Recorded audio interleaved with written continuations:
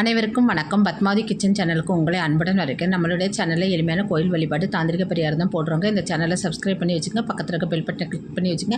நாங்கள் போடுற ஒவ்வொரு வீடியோ உங்களுக்கு உடனுக்குடன் அப்டேட்டாக இருக்கும். வாங்க வீடியோக்குள்ளே போகலாம். இன்றைக்கி சங்கடா சதுர்த்திங்க. இந்த சங்கடாகர சதுர்த்தியை நம்ம விநாயகர் பெருமானை வழிபடும் போது நமக்கு சங்கடங்கள் நீங்கி வாழ்க்கையில் எல்லா நன்மைகளும் ஏற்படும். அதாவது சங்கடா அப்படின்னாலே துன்பம், ஹரா என்றால் அழித்தல், அதாவது துன்பங்களை அழித்தல். நம்ம வாழ்க்கையில் எந்த ஒரு துன்ப நிலை இல்லாமல் நல்ல நிலை ஏற்படுவதற்கு இந்த சங்கடாகர சதுர்த்தி நாளில் விநாயகர் பெருமானை வழிபாடு செய்யணுங்க.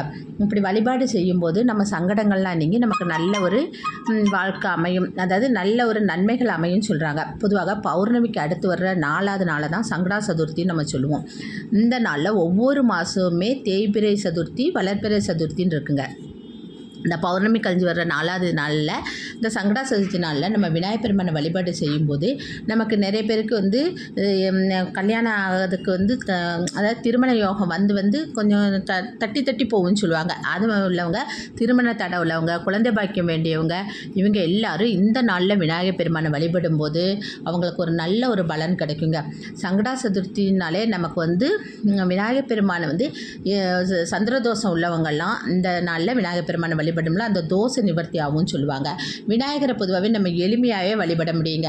எல்லா தெய்வத்தையும் காட்டி விநாயகர் பெருமானை நம்ம எளிமையாக வழிபடப்படும். கூப்பிட்டவுடன் குரல் கொடுக்கவர் விநாயகர், அதாவது வினைகளை தீர்ப்பவர் விநாயகர் அப்படின்னு சொல்லுவாங்க. இதை நம்ம எப்படி வழிபடலான்னா, காலையில் எழுந்திரிச்சு நம்ம நீராடிட்டு விநாயகர் கோயிலுக்கு போய் அங்கே விநாயகரை 11 முறை வலம் அருகம்புல் வாங்கி கொடுத்து அர்ச்சனை செய்யலாம். விளக்கேற்றி நம்ம விரதம் இருந்தும் நம்ம இந்த வழிபாடை செய்யலாம். விரதம் இருக்க முடியல, அவங்கவுங்க உடல்நிலைக்கு தகுந்தால விரதம் இருக்க முடியலன்னா ஒரு பிரச்சனையும் இல்லைங்க. நீங்கள் விநாயகர் பெருமானை இந்த நாளில் வழிபாடு செய்தது முக்கியமாக செய்யுங்க. அதாவது முக்கியமாக அவருக்கு நம்ம வீட்டில் விநாயகர் பெருமான் இருந்துன்னா, கோயிலுக்கு போக முடியாதவங்க ஒரே ஒரு வழி சொல்கிறேன் கேட்டுங்க. நம்ம வீட்டில் விநாயகர் எல்லா வீட்லேயும் விநாயகர் படம் இருக்கும். அந்த விநாயகர் படத்தை நல்லா தொடச்சி மஞ்சள் குங்குமம்லாம் வச்சுட்டு உங்களால் முடிஞ்சால் காலையில் செய்யுங்க, இல்லைன்னா மாலையில் செஞ்சாலும் சரிதான்.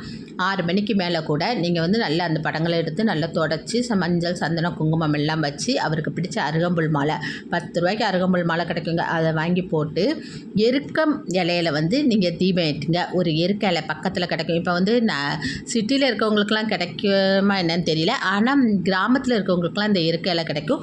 இந்த எருக்க இலையை எடுத்துகிட்டு அது வயலோரமாகவே அங்கே விளைஞ்சிருக்கும் அந்த எருக்கு செடி. அந்த எருக்க இலை எடுத்துகிட்டு நல்லா தொடச்சி அதுக்கு மஞ்சள் குங்குமம் எல்லாம் வச்சுட்டு ஒரு அகல் விளக்கு எடுத்து அந்த அகல் விளக்கு மஞ்சள் குங்குமம்லாம் வச்சு அதில் நெய் ஊற்றி பஞ்சு திரியிட்டு விநாயகருக்கு ஒரே ஒரு தீபம் ஏற்றுங்க. ஏற்றிட்டு நெய்வேத்தியமாக விநாயகருக்கு என்னன்னாலும் வைக்கலாங்க.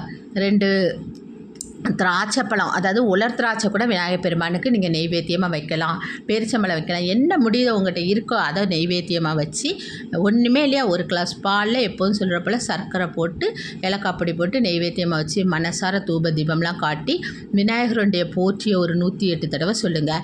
விநாயகருடைய அகவல் அப்படின்னு இருக்குது, அதை நீங்கள் டிவியில் ஒலிக்க விட்டுட்டு கூட இந்த பூஜையை செய்யலாம். ஒன்றுமே தெரியலையா, ஓம் விநாயகா போற்றி, ஓம் விநாயகா போற்றின்னு சொல்லி கூட சொல்லிவிட்டு நீங்கள் மனசார வழிபட்டு உங்களுடைய எல்லா சங்கடங்களும் தீர்ந்து உங்களுக்கு வாழ்க்கையில் எல்லாமே நன்மையாக அமையணும் அப்படின்னு சொல்லி வேண்டிக்கோங்க.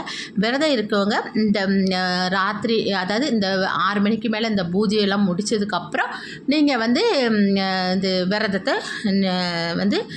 நிவர்த்தி பண்ணிக்கலாம். விரதத்தை முடிச்சிடலாம். அதாவது விரதத்துக்கு முடித்து அதுக்குள்ளே சாப்பாடு சாப்பிட்டுக்கலாம். பால் பழம் எதனாலும் எடுத்து விரதத்தை முடிச்சுக்கலாம்னு சொல்லுவாங்க.